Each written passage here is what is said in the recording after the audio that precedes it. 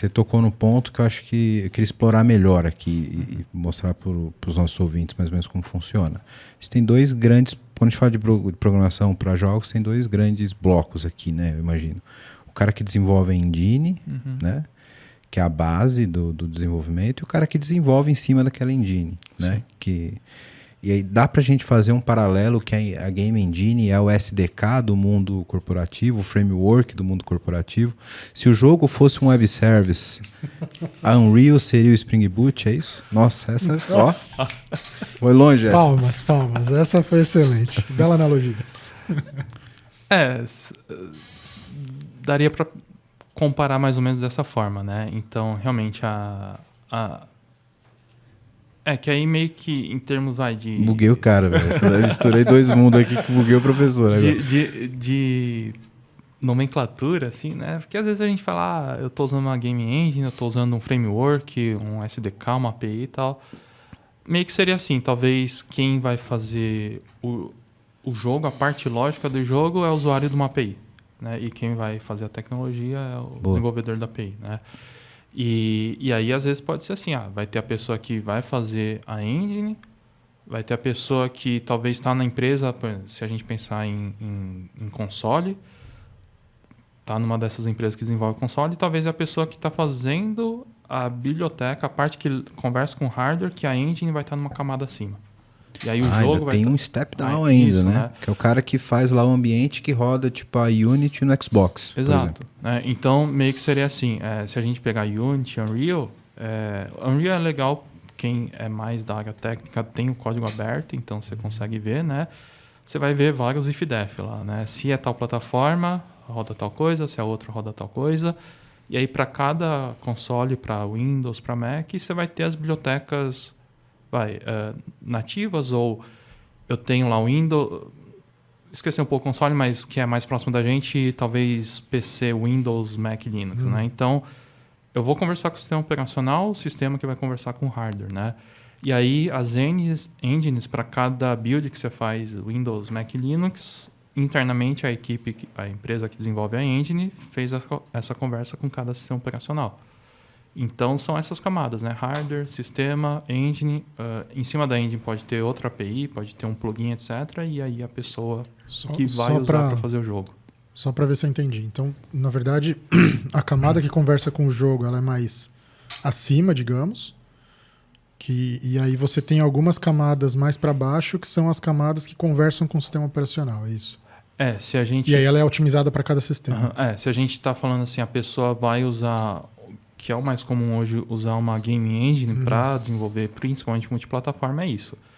Quem for fazer o jogo, né? Eu tô com uma ideia aqui, vou elaborar o jogo e vou usar, sei lá, um Unreal, uma Unity, eu vou conversar no nível da engine. Então, por exemplo, Unity é C#. Só que internamente a empresa lá, os desenvolvedores da Unity, tem os engenheiros que mexem com C, C++. Dependendo da plataforma, talvez tenha alguma coisa até de assembly, mas é isso, né? Então, realmente uma camada acima, né? Então, por exemplo, se eu quiser fazer um jogo para Mac e Linux sem considerar o Windows, eu posso usar C# na camada de escrita do jogo, e aí por baixo vai estar rodando as bibliotecas otimizadas para cada um deles. Sim. Legal. E, assim, a gente está falando de... Né, citou Unity Unreal, mas, por exemplo, você citou C#, se você pegar... Microsoft tinha um XNA faz tempo, mas agora tem o Monogame, né? Que é um porting multiplataforma lá do XNA. Então você consegue usar C# com o Monogame, que é mais, na verdade, acho que um framework. A gente pode considerar um framework, não necessariamente uma game engine.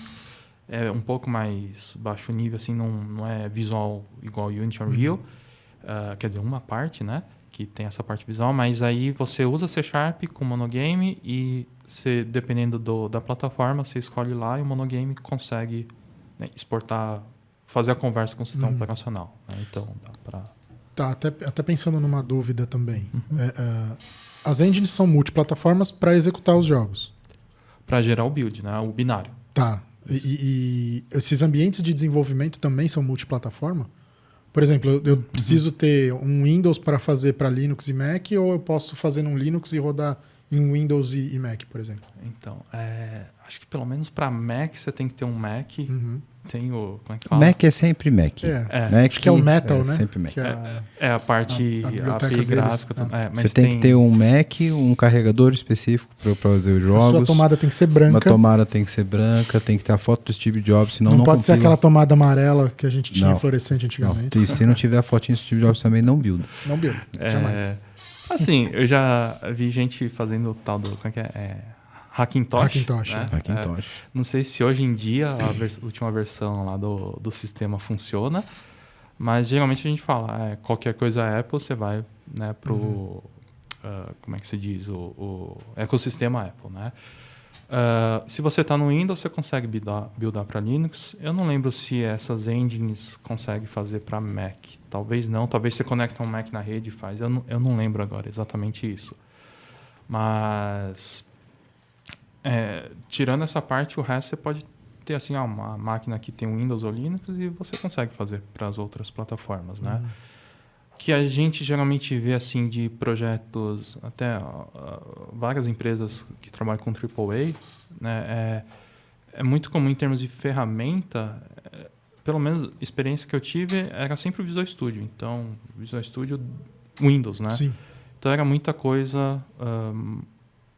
do Windows, da Microsoft, rodando PC para conectar lá no SDK de um console para fazer as coisas. Né? Isso que essa era a pergunta, estava na ponta da língua. Como que é esse ambiente? Qual que é essa IDE? Né? Ter uma nave espacial? Como que é? Quantos monitores precisa? Ou se é simplesmente um Visual Studio, um Eclipse que como eu desenvolvo normalmente. E é isso, então. Sim, né? sim. Se você pegar... Assim, basicamente, de console, você tem que ter o hardware, o kit lá oficial. E aí você tem acesso à documentação, às bibliotecas. E a maioria dá suporte ao Visual Studio. Né? Porque acho que... Não sei bem o motivo. Porque acho que na época, acho que um dos compiladores era aquela... Vaticon? Eu não lembro como é a pronúncia certa. Mas tinha um compilador que sempre... eu lembro que todo mundo usava de jogos. Mas quando começou a parte do Windows, acabou indo Visual C++ 6.0, depois ia para o Visual Studio, que tinha C++, etc. Era muito nessa linha. E você pega os kits de console e você vê que tem suporte. Né? Quando você, por exemplo, não está trabalhando com uma engine. Mesmo quando você está trabalhando com uma engine, você vê, por exemplo, o Unreal, que você consegue... tirando o visual lá, Blueprint, você vai para C++, você vê que tem um suporte bom para o Visual Studio. Né? Acho que boa parte dos profissionais usam o Visual Studio, não o Formac, né? Que não é meio que um fake aqui lá, mas para o Windows. E tem muitas ferramentas, por exemplo, eu usei bastante Visual Assist, a Visual Assist X, VAX, né? Que facilitava muita coisa, autocompletar. Na época, você colocava o ponto, ele transformava na setinha do ponteiro, né? Então, hoje em dia, a ideia do Visual Studio já faz isso para a gente, mas tem esses plugins. Você precisa compilar um negócio lá, né, sei lá, 100 megas de código C++, e tem... Fugiu a ferramenta lá que eu usei numa empresa que era em rede, Nossa, fugiu, mas era um plugin que rodava no Visual Studio, que você dava o build, máquina ociosa, a gente usava todo o processamento para compilar rápido. Daí você ia para a plataforma, sei lá, Linux, nossa, ficava 2 horas compilando o projeto. Então, tem umas coisas que Visual Studio, né, realmente é muito bom.